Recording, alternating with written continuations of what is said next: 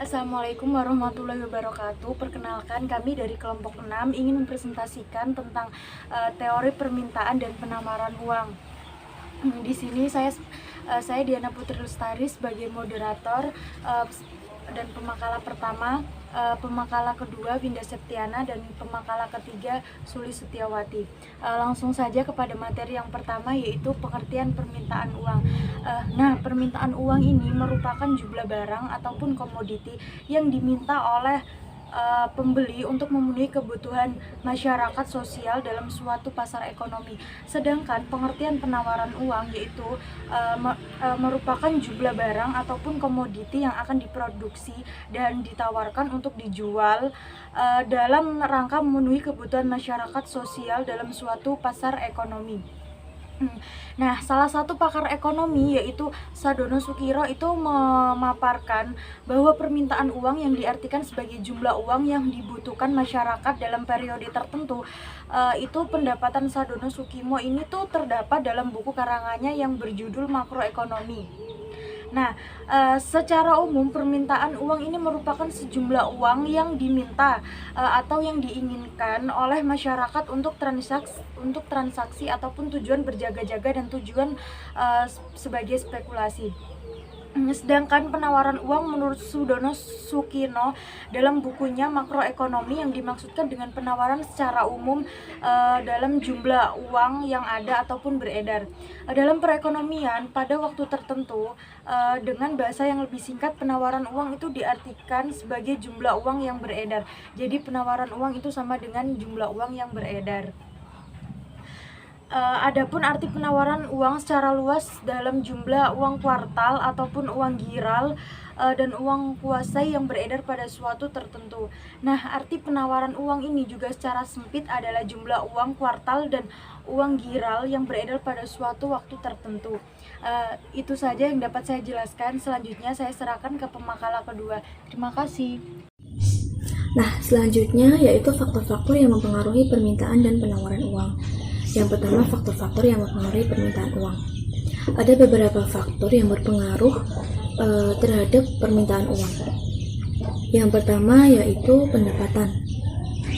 Agar bisa memenuhi kebutuhan sehari-hari, pastinya masyarakat memerlukan uang. Nah, uang tersebut berasal dari pendapatan. Semakin tinggi pendapatan, maka menyebabkan semakin tinggi pula jumlah uang yang disiapkan, sehingga permintaan terhadap uang juga akan meningkat. Yang kedua yaitu tingkat harga.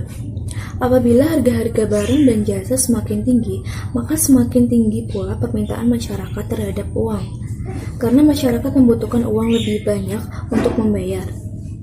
Sebaliknya, jika harga-harga barang dan jasa turun, maka permintaan masyarakat terhadap uang pun ikut menurun. Yang ketiga yaitu tingkat suku bunga. Semakin tinggi tingkat suku bunga, semakin kecil permintaan terhadap uang. Karena dengan semakin tingginya tingkat suku bunga, masyarakat akan lebih suka menabung uangnya di bank daripada menggunakan untuk keperluan lain. Yang keempat yaitu meningkatnya produksi barang dan jasa. Agar bisa melakukan pembelian atas peningkatan produksi barang dan jasa, masyarakat membutuhkan uang lebih banyak, sehingga permintaan uang pun akan meningkat. Yang kelima yaitu selera masyarakat. Jika selera masyarakat terhadap barang dan jasa meningkat, maka masyarakat akan membutuhkan uang lebih. Hal tersebut akan mendorong permintaan uang yang lebih banyak. Nah, yang kedua yaitu faktor-faktor yang mempengaruhi penawaran uang. Beberapa faktor yang dapat mempengaruhi jumlah uang yang beredar atau biasa disebut penawaran uang yaitu sebagai berikut. Yang pertama yaitu bank sentral. Bank sentral atau BI ini dapat mempengaruhi jumlah uang yang beredar di masyarakat karena bank sentral mempunyai hak oktroy untuk mencetak dan mengedarkan uang kartal. Selain memiliki hak oktroy, bank sentral juga dapat mempengaruhi jumlah uang beredar melalui kebijakan moneternya yang berupa politik diskonto, politik pasar terbuka, politik cash ratio, dan politik legislatif. Nah, yang kedua yaitu pemerintah. Pemerintah melalui Menteri Keuangan atas persetujuan Gubernur Bank Indonesia dapat meminta hak untuk mencetak uang kertas dan logam pemerintah, di mana uang tersebut nominalnya kecil. Yang ketiga yaitu bank umum. Bank umum dapat menciptakan uang giral melalui pembelian saham atau surat berharga dari masyarakat. Tiga lembaga tersebut berpengaruh terhadap penawaran uang. Selain ketiga lembaga tersebut, ada beberapa faktor lain yang hampir sama juga dengan faktor yang berpengaruh terhadap permintaan uang tadi, yaitu tingkat pendapatan masyarakat. Pendapatan masyarakat yaitu sejumlah uang yang diterima masyarakat pada jangka waktu tertentu. Nah, semakin tinggi pendapatan yang diterima masyarakat, semakin banyak jumlah uang yang beredar. Begitupun sebaliknya. Selanjutnya yaitu tingkat suku bunga. Jika tingkat suku bunga tinggi, maka akan mendorong masyarakat untuk menyimpan uangnya di bank, dan penciptaan kredit baru akan terhambat, sehingga jumlah uang yang beredar juga akan berkurang. Nah, demikian pula sebaliknya. Jika tingkat suku bunga di bank rendah, akan menyebabkan masyarakat enggan menabung dan akan mendorong terciptanya kredit-kredit baru, sehingga jumlah uang beredar akan bertambah. Faktor selanjutnya yaitu harga-harga barang. Harga barang merupakan faktor yang sensitif pula terhadap jumlah uang beredar. Jika harga barang mahal, masyarakat pastinya dituntut untuk memiliki jumlah uang lebih, sehingga akan menyebabkan jumlah uang beredar semakin banyak. Akan tetapi sebaliknya, jika harga-harga barang murah, jumlah uang beredar akan berkurang, karena masyarakat akan menyimpan kelebihan uangnya tersebut di bank. Selanjutnya yaitu meningkatnya produksi barang dan jasa. Meningkatnya produksi barang dan jasa juga bisa mempengaruhi penawaran uang. Peningkatan produksi barang dan jasa yang tidak diimbangi dengan penambahan jumlah uang akan mengakibatkan deflasi. Nah, agar tidak terjadi deflasi, pemerintah harus menambah penawaran uang atau jumlah uang yang beredar. Nah, faktor yang terakhir yaitu selera masyarakat terhadap barang. Jika selera masyarakat terhadap suatu jenis barang meningkat, akan mendorong naiknya permintaan. Jika permintaan naik, maka harga barang pun akan naik, sehingga pemerintah harus menambah jumlah uang beredar agar masyarakat bisa membayar kenaikan tersebut. Terima kasih, selanjutnya akan dilanjutkan oleh pemakalah ketiga. Materi selanjutnya tentang teori permintaan dan penawaran uang. Teori permintaan uang terdiri dari 3 teori. Yang pertama, teori permintaan uang sebelum Keynes. Teori permintaan sebelum Keynes ini itu sering disebut dengan teori permintaan uang klasik, karena teori ini itu berdasarkan asumsi klasik, yaitu perekonomian selalu dalam keadaan seimbang. Teori permintaan uang sebelum Keynes itu diantaranya ada 2, teori permintaan uang Irving Fisher dan teori permintaan uang Cambridge. Menurut Fisher, jika terjadi suatu transaksi antara penjual dan pembeli, maka akan terjadi pertukaran uang dengan barang atau jasa, sehingga nilai dari uang yang ditukarkan pasti sama dengan barang atau jasa yang diperolehnya nanti. Menurut kaum Cambridge yang diwakili oleh Marshall dan Vigo, uang adalah alat penyimpan kekayaan dan bukan sebagai alat pembayaran. Teori permintaan uang menurut Cambridge ini menyatakan bahwa permintaan uang tunai dipengaruhi oleh tingkat bunga, jumlah kekayaan yang dimiliki, harapan tingkat bunga di masa yang akan datang, dan juga tingkat harga.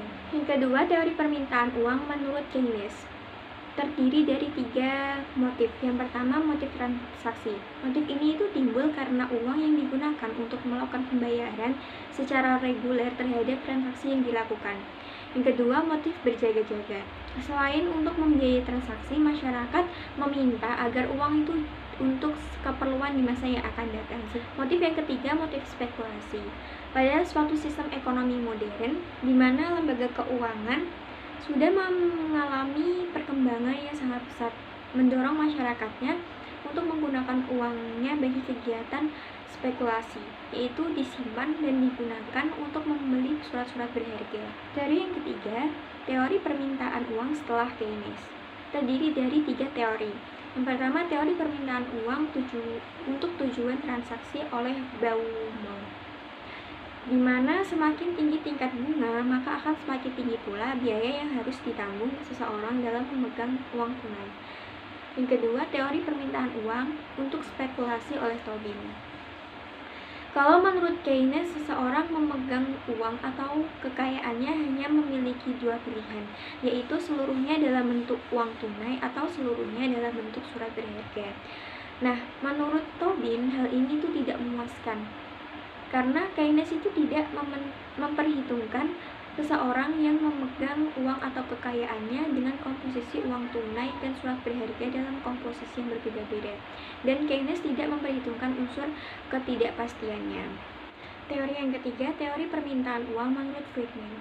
Analisis Friedman bertitik tolak pada keuntungan marginal dari proses substitusi antar bentuk kekayaan seperti uang, obligasi, saham, surat berharga, dan dalam bentuk kekayaan lainnya.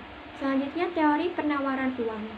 Ada 4 instrumen yang biasa digunakan bank sentral untuk mengatur jumlah uang yang beredar. Yang pertama, operasi pasar terbuka, di mana jika bank sentral menginginkan jumlah uang beredar itu berkurang, maka bank sentral itu dapat menjual surat berharga pasar uang.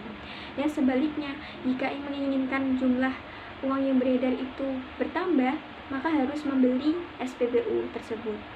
Selanjutnya, cadangan minimum. Yang dimaksud dengan cadangan minimum di sini itu cadangan yang dimiliki oleh bank umum. Nah, jika bank sentral menginginkan jumlah uang yang beredar itu berkurang, maka bank sentral dapat membuat kebijakan dengan menambah besaran cadangan minimum yang dimiliki oleh bank umum. Dan juga sebaliknya, jika bank sentral itu ingin menambah jumlahnya, maka harus membuat kebijakan dengan mengurangi jumlah cadangan minimum tersebut. Yang ketiga, discount rate, di mana jika bank sentral menginginkan jumlah uang beredar itu ditambah, maka bank sentral dapat membuat kebijakan dengan mengurangi tingkat suku bunga Bank Indonesia. Dan juga sebaliknya, jika ingin menguranginya juga dapat dengan cara meningkatkan tingkat suku bunga Bank Indonesia. Yang terakhir, moral situation merupakan kebijakan yang bersifat sugesti yang dilakukan bank sentral pada bank umum untuk menaikkan atau menurunkan tingkat suku bunga guna menambah atau mengurangi jumlah uang beredar.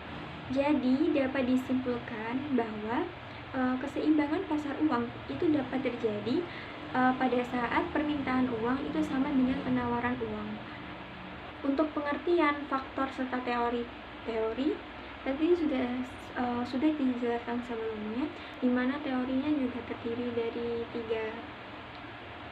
3 masa sebelum Keynes, menurut Keynes, dan setelah Keynes. Dan untuk teori penawaran uang terdiri dari 4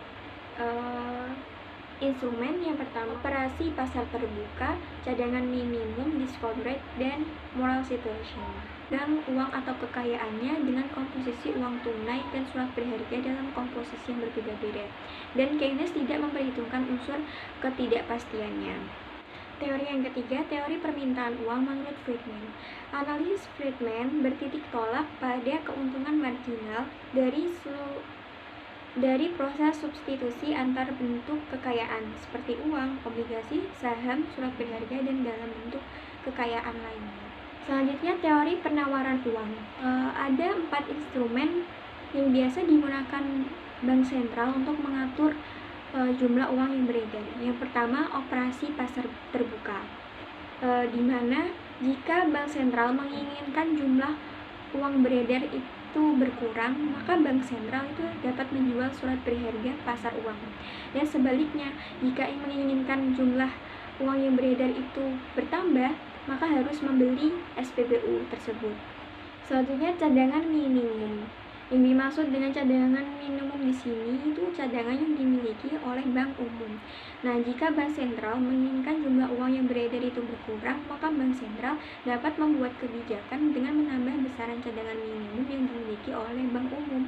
Dan juga sebaliknya, jika bank sentral itu ingin menambah jumlahnya, maka harus membuat kebijakan dengan mengurangi jumlah cadangan minimum tersebut. Yang ketiga, discount rate, di mana jika bank sentral menginginkan jumlah uang beredar itu ditambah, maka bank sentral dapat membuat kebijakan dengan mengurangi tingkat suku bunga Bank Indonesia. Dan juga sebaliknya, jika ingin menguranginya juga dapat dengan cara meningkatkan tingkat suku bunga Bank Indonesia. Yang terakhir, moral situation merupakan kebijakan yang bersifat sugesti yang dilakukan bank sentral pada bank umum untuk menaikkan atau menurunkan tingkat suku bunga guna menambah atau mengurangi jumlah uang beredar. Jadi dapat disimpulkan bahwa keseimbangan pasar uang itu dapat terjadi pada saat permintaan uang itu sama dengan penawaran uang. Untuk pengertian faktor serta teori tadi sudah dijelaskan sebelumnya, di mana teorinya juga terdiri dari 3 masa sebelum Keynes, menurut Keynes, dan setelah Keynes. Dan untuk teori penawaran uang terdiri dari 4 instrumen. Yang pertama, operasi pasar terbuka, cadangan minimum, discount rate, dan moral situation.